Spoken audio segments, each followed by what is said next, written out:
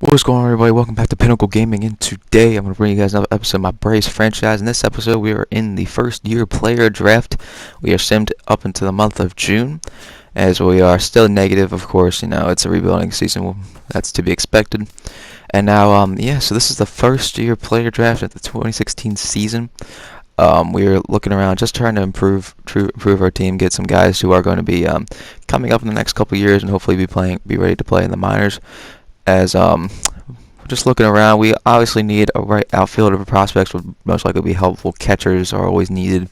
A good catcher is always needed and wanted. Here you go, one of our scouted guys, Tommy Jack and James Monroe. As keep on scrolling, and here's our center fielder Humphreys, who looks pretty good. I mean, even though he's like 20 plus MLB ETA, he's still got a nice potential, and we scouted him. It's completely accurate.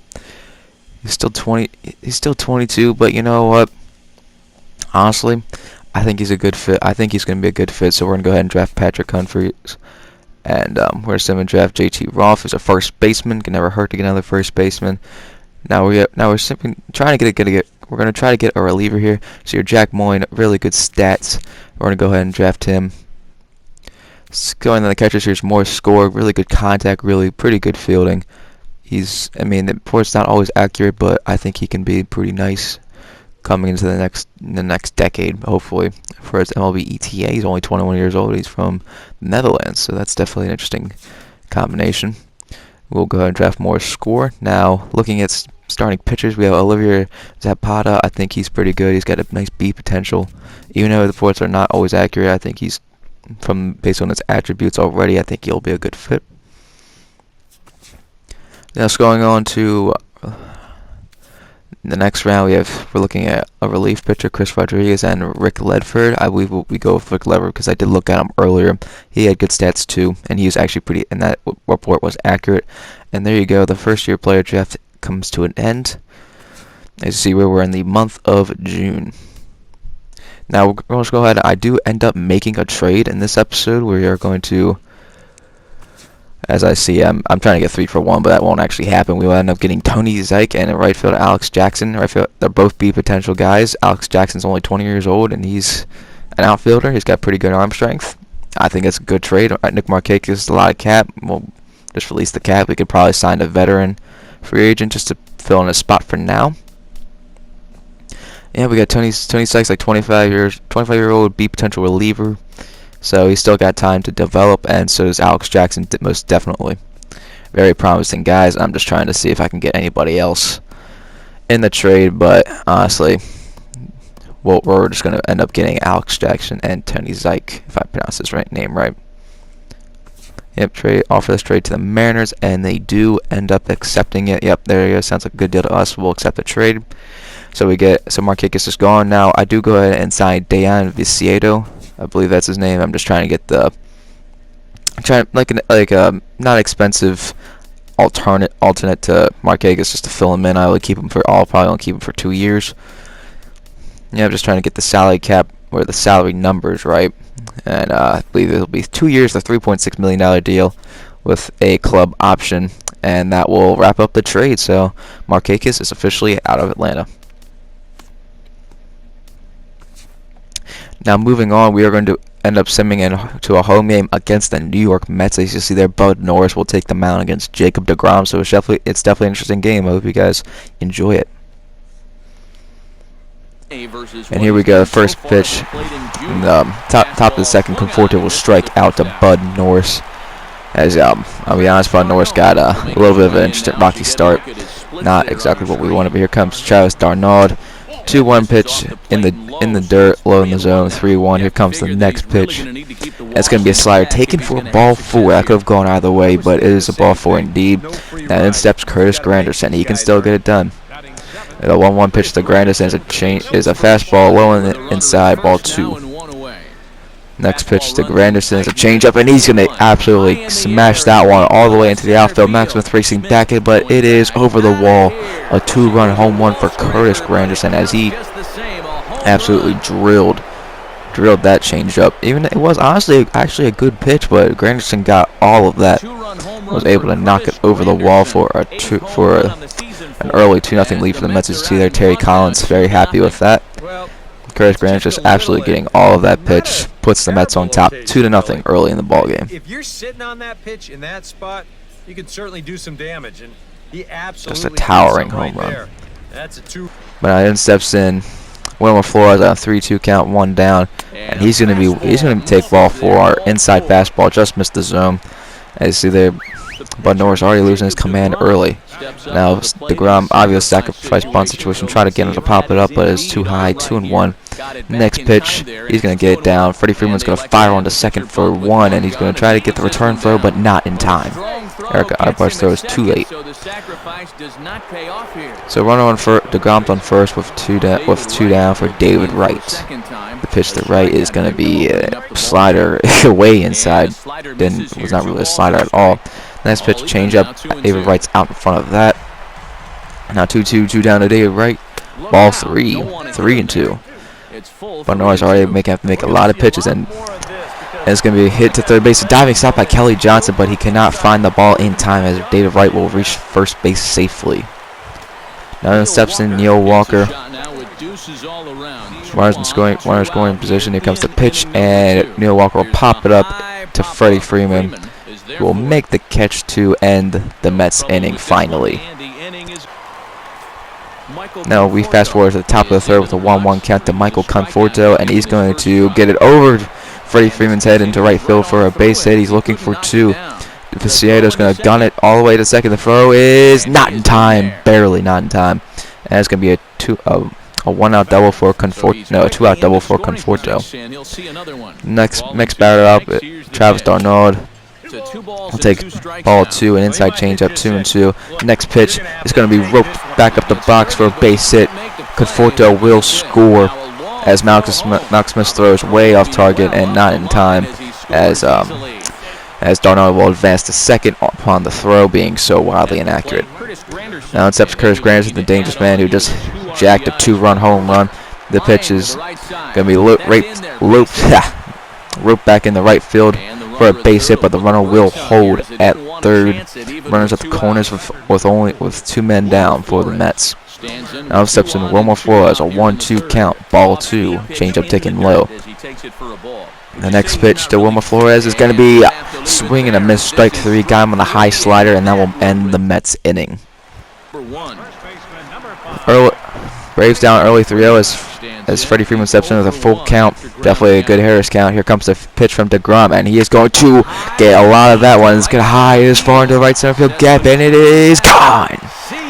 See you later, Freddie Freeman. A solo home run to finally get the Braves on the board against DeGrom. It was an obvious fastball situation, and since DeGrom throws fast, if you throw fast, it's going to go farther. All you got to do is put good contact on it.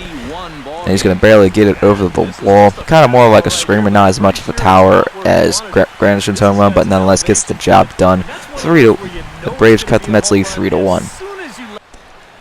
Now here comes in one of Ulyss Chacin, who was injured, had torn his calf, but he's going to make a little bit of an appearance just to get him warmed up, and he's going to and his first at bat to Cespedes is going to be roped into center field for a base hit. Cespedes on with a leadoff single. Good job to hold off. Next, 2 batters later, Michael Conforto comes in, 3-2 count. Chacin's curveball will miss the zone. Ball 4, take your base. As Travis d'Arnaud comes in, Mets striking to get more insurance, as he's gonna grounder to first. Freddie Freeman will choose to step on the bag at first to get the shore out. Our runners do advance to second and third with 2 down for Curtis Granderson, who has been the most dangerous hitter for the Mets in this game. The pitch to Granderson is going to be popped up into the shallow left field. Kelly Johnson will settle under it, and that will retire the Mets side of the inning.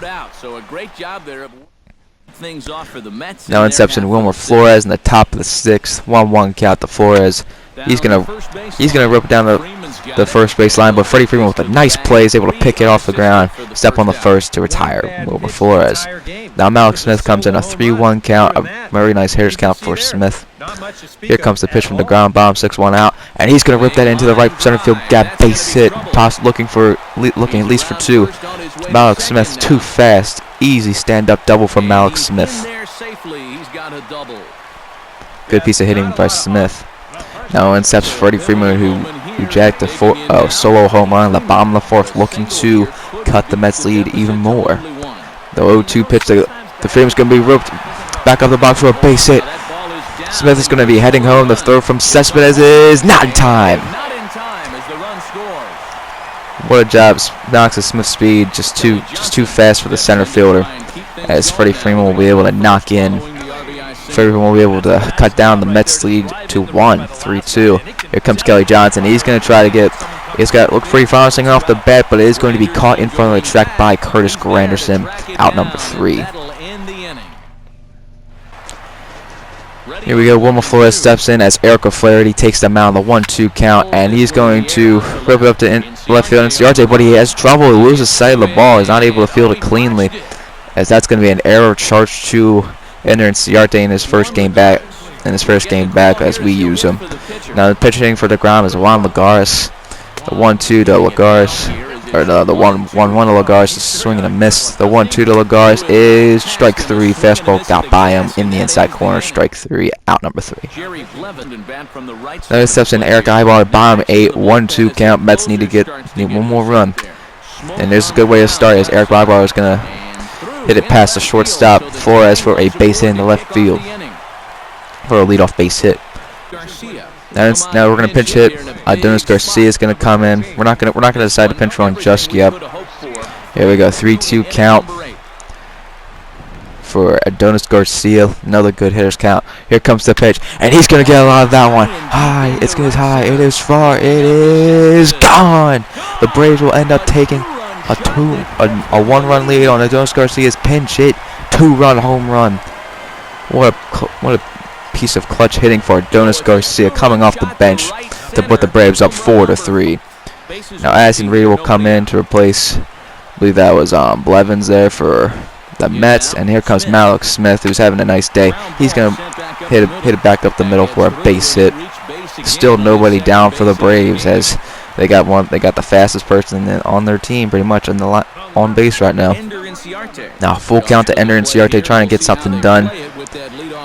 Here we go, 3-2 count. Malik Smith will end up going. Here comes the pitch, and is going to be hit into left field for a base hit. Runner will not advance since it is the left field. If it was the right field, I would definitely take that. But nonetheless, runners at first and second with nobody down. And here comes probably once again the most dangerous hitter right now, Freddie Freeman, the 1-1 count. Here comes the pitch to Freeman. It is going to be hit hard, but it's going to be right at Curtis Granderson. Too shallow. 1 away. Now, two down. AJ Pierzynski with a 1-2 count, still trying to get some insurance for the Braves. The 1-2 pitch is going to be popped up into shallow left field. Conforto will settle under, and the inning is over, but the damage has been done as the Braves take a 4-3 lead as we head to the top of the 9th. Grilly looking to come in to close the game. Now here comes indeed Jason Grilly, who's had a pretty nice year, 2.5 ERA, 15 saves, no wins, no losses. Hoping to add another save to his title. So here we go, 2-1 pitch to David Wright is going to be picked by Arbor. Throw to first is not in time. Just not in time. David Wright's able to beat it out. Good effort by Ibar, but nonetheless, no cigar. There here comes, I believe that was Duda or something. I forget what his name was. I'm sorry, but he's gonna pop it up in the center field. Malik Smith will settle on rank. That's gonna be one run off for UNSS was a full count. It's going to be ball 4, a slider away. Grilly's slide did not reach the zone. Is not able to come back into the zone. It's going to be ball 4. Runners on first and second for Lucas Duda. The 1-1 pitch is going to be fouled away into the stands. That'll make the count 1-2, top 9. Here we go, 1-2 to Duda is going to be fouled away again. Good job by Duda staying alive, trying to tie the game. Here comes the pitch. It's gonna be down. It's gonna be hit down the line, third base line to the left field for a base hit. 1-1 is definitely scoring. And Ciarte is gonna fire on the third. The relay throw to home. It is way in time. Got Cespedes trying to take the lead, and he misses the stop sign because he was gunned up by a mile. Good job by the Braves to keep it a tie game. Here comes the next batter up, Michael Conforto, and he's gonna line it up. He's going to hit it up to deep left field, but Ciarte will settle under it and make the catch to retire the side, but the damage has been done as a tie game. Heading into the top of the 10th, nothing doing in the bottom of the 9th. 2-2 count for Wilmer Flores as Alexi Ogando, the new pitcher, is going to be able to get Flores on a slider. Strike 3, bottom 10 we go. Still all square at 4 apiece.